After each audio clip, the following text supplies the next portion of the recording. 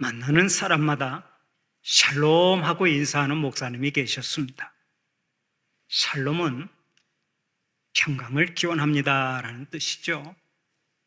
만나는 사람마다 평강을 기원합니다 하는 뜻으로 샬롬 샬롬하고 인사를 하던 목사님이 어느 날 얼굴이 시커멓고 뼈만 앙상하게 남은 남자가 지나가기에 똑같이 샬롬하고 인사했습니다. 그런데 그 남자가 그때부터 그 목사님 교회에 출석을 하게 되었습니다. 3개월 만에 간암이 고침받게 된 거예요.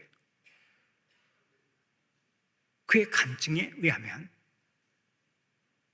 자기가 간암에 걸려서 죽게 되니까 사람들마다 전부 다 자기를 향해서 죽을 놈 죽을 놈 했는데, 목사님은 자기가 만나서 초면에 살롬 하고 지나가셨단 말이에요.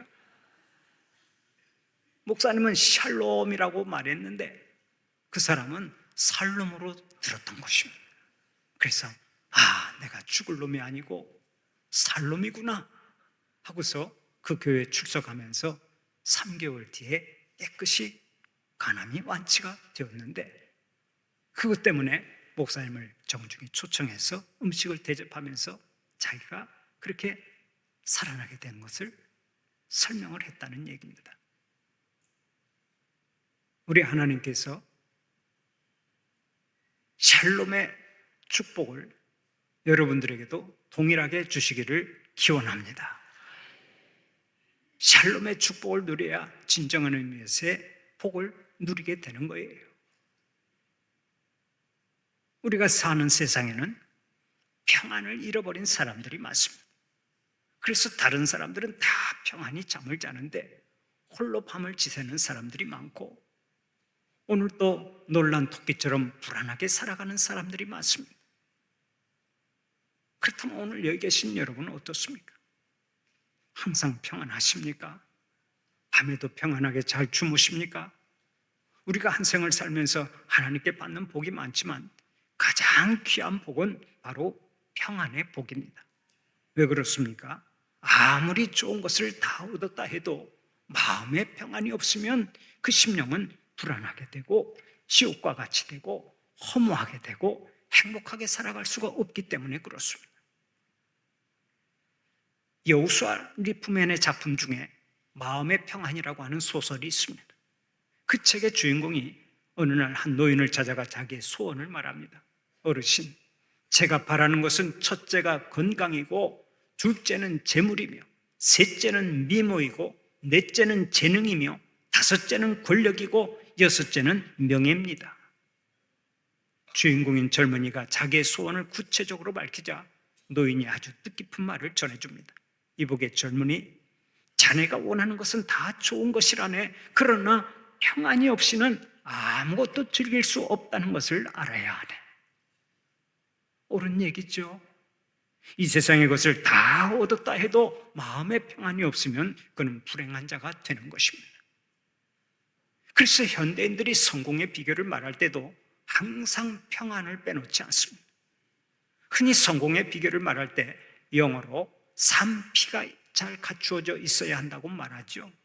3P는 파워, 능력, patience, 인내, 그리고 peace, 평화를 말합니다. 성공의 조건으로 첫째는 파워, 다시 말해서 능력, 업무 수행 능력, 실력이 있어야 한다는 것입니다. 둘째는 patience, 즉 인내심 혹은 지구력이 있어야 성공한다는 얘기입니다. 현대사회에서는 그 어느 때보다 지구력이 필요합니다. 셋째는 peace, 곧 마음의 평안이 있어야 한다는 것입니다. 실제로 마음의 컨디션이 좋아야 능률이 나타나고 무슨 일이든 최대의 효과를 얻을 수 있습니다. 그래서 현대사회에서는 IQ, 지능지수가 좋아야 하지만 EQ, 감성지수도 좋아야 한다고 말합니다. 머리가 아무리 좋아도 마음이 상한 상태에서는 능률이 오르지 못하기 때문에 그렇습니다. 소위 하트, 마음의 병이 생기면 헤드, 머리가 잘 안 돌아가는 것입니다. 누구든 건강하고 행복한 삶의 조건에서 평안을 빼놓은 적이 없습니다. 평안을 빼놓고는 그 누구도 행복을 노래할 수 없기 때문입니다. 육신이 아무리 건강해도 마음의 평안이 없으면 망가지는 것은 시간 문제입니다. 돈이 아무리 많아도 마음의 평안을 잃어버리면 언제 망가질지 모릅니다. 외모가 아무리 뛰어나도 마음의 평안을 잃어버리면 언제 자살로 삶을 끝낼지 모릅니다. 세상의 권세와 명예와 물질과 부귀영화를 다 가졌다 해도 마음의 평안을 잃어버리면 지옥과 같은 삶을 살아가는 것입니다. 그런데 많은 사람들이 오늘도 평안을 외부적인 환경이나 물질에서 찾습니다. 물론 이것이 어느 정도 일리가 있습니다. 가난한 사람은 물질이 있어야 평안을 얻고, 병든 사람은 건강을 회복해야 평안을 얻고, 직장을 구하는 사람은 직장을 얻어야 평안을 얻습니다. 눈에 보이는 문제가 해결되고 건강하고 환경의 구체적인 변화가 와야 평안을 얻습니다. 옳은 얘기입니다. 그러나 이런 평안을 얻는 데는 몇 가지 문제가 있습니다. 과연 그런 변화가 올 것이냐 하는 것입니다. 계절은 시간이 지나가면 저절로 변합니다. 시간도 기다리면 저절로 흘러갑니다. 하지만 능력 없는 사람이 갑자기 능력을 발휘할 수는 없습니다. 노래 못하는 사람이 갑자기 노래를 잘할 수는 없습니다. 물질이 없는 사람이 갑자기 부자가 되기도 쉽지 않습니다. 채우고 싶어도 채우지 못하는 것들이 얼마나 많은지 모릅니다. 그러므로 외적인 것을 내 안에 채우는 데서 평안을 얻으려고 한다면 우리는 영원히 평안을 얻을 수가 없습니다. 우리의 능력으로 해결이 안 될 때는 우리가 바라는 평안이 그야말로 그림의 떡에 불과한 것입니다. 그리고 이러한 평안은 얻는다 할지라도 일시적일 수밖에 없습니다. 수면제로 얻는 평안이 얼마나 가겠습니까? 몇 시간 가지 못합니다. 내일 밤이면 또다시 괴롭습니다. 술로 얻는 평안도 마찬가지입니다. 술 기운이 사라지면 그 형편이 더 악해지죠. 물질로 얻는 평안 역시 오래가지 못합니다. 물질이 없어지면 평안도 사라집니다. 명예나 권세로 얻은 평안도 마찬가지입니다. 그 명예가 사라지고 권세가 사라지는 순간에 평안도 사라져버립니다. 평안을 외부적인 환경에서 찾을 때는 반드시 실패하게 되어 있습니다. 외적인 데서는 참 평안을 얻을 수가 없는 것입니다. 그러면 진정한 의미에서의 평안은 어디에서 찾을 수 있습니까? 진정한 평안은 평강의 왕으로 오신 우리 주님께서 주시는 줄 믿으시기 바랍니다. 평안의 원천은 주님이십니다. 그러므로 주님께로부터 오는 평안이 참 평안이라는 말씀입니다. 이 평안은 환경에 관계가 없습니다. 소유와 관계가 없습니다. 건강의 유무나 지식의 유무에도 관계없습니다. 지위나 가문이나 혈통에도 관계없습니다. 오직 우리 주님만 바라볼 때 주님께서 값없이 주시는 것입니다. 주님은 부활하신 제자들을 찾아가서 맨 먼저 이렇게 강복하셨습니다. 너희에게 평강이 있을지어다. 너희들은 평안할지어다. 사랑하는 우리 성도들은 우리 주님께서 주시는 평안의 복을 누리는 자들이 되시기를 축원합니다. 그러면 어떻게 해야 이 평안을 누릴 수 있습니까? 어떻게 살아야 환경을 초월한 평안을 얻을 수 있습니까? 오늘의 본문이 그 비결을 가르쳐 줍니다. 본문을 보면 아사라고 하는 왕이 소개되는데요, 그는 유다의 세 번째 왕으로서 나라를 아주 잘 다스렸습니다. 그런데 그가 통치하던 때에 나라가 평안했다고 말씀하고 있습니다. 그의 시대에 그의 땅이 10년 동안 평안하니라. 1절 말씀입니다. 나라가 그 앞에서 평안함을 누리니라. 5절 말씀입니다. 여호와께서 아사에게 평안을 주셨으므로 그 땅이 평안하여. 6절 말씀입니다. 주께서 우리 사방에 평안을 주셨느니라. 7절 말씀입니다. 평안이라고 하는 말이 무려 5번이나 나오죠. 사실 그 당시는 남유다와 북이스라엘이 나누어지면서 나라가 서로 평안하지 못했습니다. 전쟁을 해야 하고 주위에 있는 강대국들의 침략으로 인해 형편이 아주 어려웠습니다. 좋지 않은 환경 때문에 평안할 수가 없었습니다. 그러나 아사가 왕이 되고 난 다음에는 남유다가 평안을 얻었다고 말씀하고 있습니다. 얼마나 놀라운 일입니까? 환경이 좋지 않아도 누리는 평안, 세상이 요란해도 누리는 평안, 이것이 진짜 복인데 이 복을 여러분들이 누리시기를 바랍니다. 그러면 이 복을 누리는 비결이 무엇입니까? 첫째로 인생의 주인 되신 하나님을 찾으면 됩니다. 인생의 주인 되신 하나님을 찾아야 진정 평안을 누릴 수가 있다는 말씀입니다. 오늘의 본문 7절을 보면 이렇게 말씀하죠. 아사가 일찍이 유다 사람에게 이르되 우리가 우리 하나님 여호와를 찾았으므로 이 땅이 아직 우리 앞에 있나니 우리가 이 성읍들을 건축하고 그 주위에 성곽과 망대와 문과 빗장을 만들자. 우리가 주를 찾았으므로 주께서 우리 사방에 평안을 주셨느니라 하고 이에 그들이 성읍을 형통하게 건축하였더라. 유다 백성들이 어떻게 했을 때 평안을 주셨다고 했습니까? 우리가 주를 찾았으므로 주께서 우리 사방에 평안을 주셨느니라 라고 했습니다. 주님을 찾고 주님을 바라볼 때 우리 주님께서 평안 주시는 줄 믿으시기 바랍니다. 사랑하는 우리 성도들은 평강의 왕이 되신 우리 주님 바라보고 주님이 주시는 평안을 누리는 자들이 되시기를 바랍니다. 아사 왕의 삶을 들여다보면 그는 먼저 하나님을 찾았습니다. 그 속에서 참 평안을 누렸습니다. 그런데 거기서 만족하지 않았습니다. 자기 민족이 자신처럼 참 평안을 누리도록 하나님을 찾게 했습니다. 백성들이 똑같이 하나님을 바라보게 했습니다. 그때 하나님께서 유다 백성들에게 사방으로 평안함을 주셨습니다. 저는 오늘의 말씀을 준비하면서 우리 순천 북북교회 성도들 모두가 하나님을 바라보고 평안하기를 기도했습니다. 사랑하는 우리 성도들이 언제든지 하나님을 바라보고 살아서 사방팔방에서 다 평안하시기를 바랍니다. 여러분의 가정에서, 여러분의 일터에서, 교회에서, 세상 어디를 가든지 여러분의 삶 속에 주님께서 주시는 평안이 충만하시기를 축원합니다. 두 번째로 하나님의 말씀에 순종할 때 우리가 평안을 누릴 수가 있습니다. 오늘의 본문 4절을 보면 이렇게 말씀하죠. 유다 사람에게 명하여 그 조상들의 하나님 여호와를 찾게 하며 그의 율법과 명령을 행하게 하고. 아사 왕은 유다 백성들에게 명해서 하나님 여호와를 찾게 하고 그 율법과 명령을 행하게 했습니다. 그때 어떻게 되었습니까? 5절 하반절을 보면 나라가 그 앞에서 평안을 얻었다고 했습니다. 바로 이것입니다. 우리가 평안함을 얻는 비결은 하나님의 말씀대로 순종하는 데 있습니다.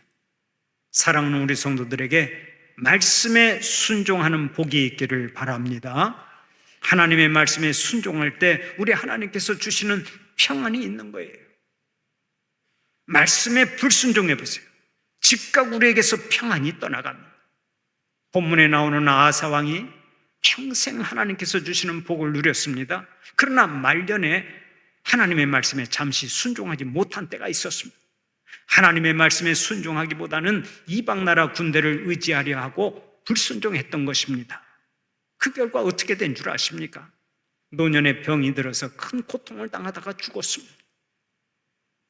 우리가 하나님의 말씀에 순종하며 살아가면 평안이 찾아오고 형통의 복이 찾아오지만 하나님의 말씀에 불순종하고 하나님께 등 돌리고 살아가면 그때부터 불안이 찾아오고 두려움이 찾아오고 고통이 찾아오는 것입니다. 아담과 하와를 보십시오. 하나님의 말씀에 불순종하고 선악과를 따먹은 후에 그들이 어디에 있었습니까? 평안을 잃어버리고 동산나무 사이로 숨어버렸습니다. 불안하고 두려워서 떳떳이 돌아다닐 수가 없었던 것입니다. 이것이 말씀에 불순종하는 사람의 형편인데 이는 개인도 마찬가지고 가정도 마찬가지고 나라도 마찬가지입니다. 하나님의 말씀에 불순종하는 사람치고 평안한 사람이 없습니다. 하나님의 말씀에 불순종하는 나라치고 평안한 나라가 없습니다. 그러므로 평생 평안하기를 원한다면 하나님의 말씀에 순종하고 살아야 합니다. 아무리 세상이 화려하고 좋아도 하나님의 계명을 어기고 세상으로 치달으면 안 됩니다. 우리 성도들 가운데 주일날 예배드리지 않고 딴 데 가서 즐기는 분들이 종종 있습니다. 산에도 가고 바다도 가고 운동하러 가기도 하고 자취집에 가기 위해서 주일을 지키지 못합니다. 그러나 그분들이 한결같이 하는 얘기가 있습니다. 목사님, 주일 성수하지 않고 딴 데 가서 있으면 어쩐지 마음이 평안하질 못해요. 우리 전라도 말로 껄쩍지근합니다. 솔직한 고백이죠. 하나님의 말씀에 불순종하며 사는데 어떻게 꺼림칙하지 않고 평안할 수 있겠습니까? 하나님께서 용서하라 하고 말씀하셨는데 용서하지 않으면 평안하지 못합니다. 하나님께서 서로 화목하라 하고 말씀하셨는데 싸우고 원수 맺으면 평안하지 못합니다. 하나님께서 도둑질하지 말라, 간음하지 말라, 순결하게 살아라 하고 말씀하셨는데 우리가 더럽고 추하게 살면 내 마음 가운데 평안이 없는 거예요. 오직 인생을 지으신 하나님의 말씀대로 살아갈 때만 평안하게 살아갈 수 있는 것입니다. 일체 다른 비결이 없습니다. 환경에 관계없이 하나님의 말씀에 순종하며 살 때 하나님께서도 환경에 관계없이 그 사람을 사랑하시고 복을 주시는 거예요. 오늘의 본문 3절을 보면 아사왕은 이렇게 말합니다. 이방 제단과 산당을 없애고 주상을 깨뜨리며 아세라상을 찍고. 아사왕은 이방 제단과 산당을 없애버리고 주상을 회파하며 아세라상을 찍어버렸습니다. 유다의 모든 성읍에서 우상을 타파해버렸습니다. 하나님의 말씀대로 하나님의 관계를 바르게 가진 것입니다. 그랬더니 그 나라가 하나님 앞에서 평안을 얻었다고 했습니다. 바로 이것입니다. 하나님의 명령을 따라 우리 앞에 있는 우상을 타파할 때 하나님은 우리에게 평안을 주십니다. 그런 의미에서 우리 앞에 놓여있는 우상을 우리는 다 타파해야 합니다. 어떤 사람은 예수를 믿으면서 자꾸 점쟁이를 찾아갑니다. 토정 비결은 통계에 의해 나오는 점이기 때문에 괜찮다고 하면서 자꾸 점쟁이를 찾아갑니다. 그런데 여러분, 사람들이 왜 점쟁이를 찾아가는 줄 아십니까? 세상이 두려워서 찾아가고 인생살이가 불안해서 찾아가는 거예요. 한 남자가 연초에 사주팔자를 봤는데 점쟁이가 이렇게 말하더랍니다. 올해는 물을 조심하시오. 본래 이런 말은 안 듣는 것보다 못합니다. 그런데 이 남자가 마귀의 올무에 걸려들고 말았습니다. 그 말이 마음속에 깊이 새겨졌어요. 그는 인류회사의 직원이었기 때문에 회사 일로 비행기를 타고 태평양과 대서양을 건너갈 때가 많았습니다. 그러나 물을 조심하라고 하는 말이 걸려서 그 해에는 해외 출장 가는 것을 거부했습니다. 난 출장 못 갑니다. 결국 불순종한 대가로 그는 그의 승진에서 탈락하고 말았습니다. 동료들은 다 승진하는데 그 사람만 승진하지 못했습니다. 그뿐 아닙니다. 사랑하는 애인이 바다에 놀러 가자고 해도 그 청을 들어주지 못하고 둘러댔습니다. 나는 물을 좋아하지 않으니까 바다에 가는 건 싫어. 점괘 때문에 물을 조심해야 한다는 말은 차마 하지 못하고 그냥 물을 싫어한다고 둘러댔습니다. 그때 애인이 나를 사랑하면 내가 좋아하는 바닷가에 한 번쯤 가줄 수도 있는데 그런 아량도 없습니까? 하고 심히 섭섭해했습니다. 결국 그것이 발단이 되어서 크게 싸웠고 여자는 그 남자를 떠나버렸습니다. 물 때문에 직장에서 승진도 못하고 애인도 잃어버리고 남자는 우울증에 걸려 살아갈 욕망조차 잃어버렸습니다. 극도의 괴로움 속에서 자살하려고 물속에 뛰어들었습니다. 그때 지나가던 사람이 그 모습을 보고 신고를 해서 남자는 구사일생으로 목숨을 건졌습니다. 그런데 연락을 받고 헐레벌떡 뛰어온 어머니가 그 아들을 붙잡고 하는 말이 이랬답니다. 야 이놈아, 올해는 물 조심하라고 했는데 왜 물에 들어가서 이 고생을 하냐? 그놈의 사주팔자만 안 봤으면 승진도 하고 결혼도 하고 우울증도 안 생기고 자살하려고 물로 뛰어들지도 않았을 텐데 사주팔자가 남자의 발목을 붙잡고 멸망의 길로 끌고 간 것입니다. 희한하게도 하나님을 두려워하지 않으면 사람들은 세상을 두려워합니다. 하나님을 두려워하고 하나님 앞에 나와 기도하는 사람은 세상을 두려워하지 않지만 하나님을 두려워하지 않는 사람은 하나같이 세상을 두려워합니다. 그 속에 평안이 없습니다. 흔히 마음이 불안하고 두려워서 점쟁이를 찾아갑니다마는 점쟁이들 얼굴을 한번 가만히 들여다보세요. 그들의 얼굴에 평안이 있습니까? 하나같이 죽을 상에다가 우울하고 어둡습니다. 속이는 영인 사탄이 뒤에서 조종을 하고 그 힘으로 사람들의 영혼을 도둑질하기 때문에 평안함을 누릴 수가 없는 거예요. 그러나 예수 잘 믿는 사람들의 얼굴은 다릅니다. 천사의 얼굴이 따로 없습니다. 다 천사의 얼굴입니다. 하나님께서 평안을 주시기 때문에 얼굴이 전부 다 천사의 얼굴이 되는 거라고요. 사랑하는 우리 성도들은 오직 하나님의 말씀에 순종하며 살아서 언제나 평안이 넘쳐나시기를 축원합니다. 세 번째로 항상 기도하는 자로 살아야 평강을 누릴 수가 있습니다. 오늘의 본문 11절 보면 이렇게 말씀하죠. 아사가 그의 하나님 여호와께 부르짖어 이르되 여호와여 힘이 강한 자와 약한 자 사이에는 주밖에 도와줄 리가 없사오니 우리 하나님 여호와여 우리를 도우소서. 아사 왕은 나라가 어려울 때 하나님께 간절히 구했습니다. 그 당시에 아사 왕의 군대는 58만 명인데 구스 사람 세라 왕은 100만 명의 군대를 거느리고 침략해 들어왔습니다. 그때 아사 왕은 지체하지 아니하고 기도했습니다. 기도하자 어떤 일이 일어났습니까? 배나 되는 적군들이 크게 패하고 다 도망을 쳤습니다. 세상을 살아가는 동안 우리는 뜻하지 않은 어려움을 만날 때가 있습니다. 뜻하지 않은 대적을 만날 때가 있습니다. 뜻하지 않은 큰 풍랑을 만날 때가 있습니다. 시련을 만나고 시험을 만날 때가 있다고요. 도저히 내 힘으로 일어설 수 없는 그런 어려움을 겪을 때도 있습니다. 그러나 우리 하나님 앞에 기도하면 우리 주님께서 내 손을 붙잡아 주시는 줄 믿으시기 바랍니다. 주님께서 내게 평안을 주시는 줄 믿으시기 바랍니다. 아사 왕이 큰 어려움 속에서도 평안을 얻을 수 있었던 것은 우리 하나님께 부르짖어 기도했기 때문입니다. 사랑하는 우리 성도들은 어려움이 찾아올 때마다 하나님께 부르짖어 기도하는 자들이 되시기를 바랍니다. 기도는 우리의 가장 강력한 무기가 되는 거예요. 기도하면 우리 하나님 앞에서 승리할 수 있다고요. 기도하면 평안함을 얻을 수 있습니다.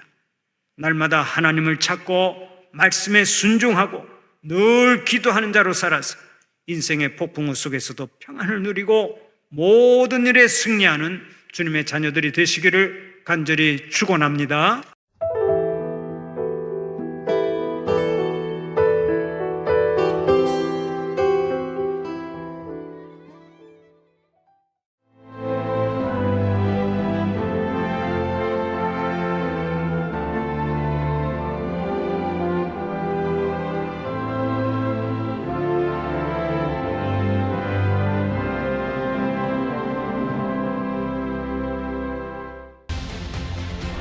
대한민국에는 아주 오래된 길이 있습니다. 8,000년의 시간 속에 다듬고 보듬으며 지켜낸 생명의 길, 순천 갯발. 1000년의 가치를 담아 오롯이 간직해온 치유의 길, 순천 서남사. 그 길 위에서 펼쳐지는 수많은 삶의 이야기들. 세계 속에서 빛나는 그 귀한 가치를 더 나은 내일로 이어가는 시간. 2025 순천 세계유산 축전.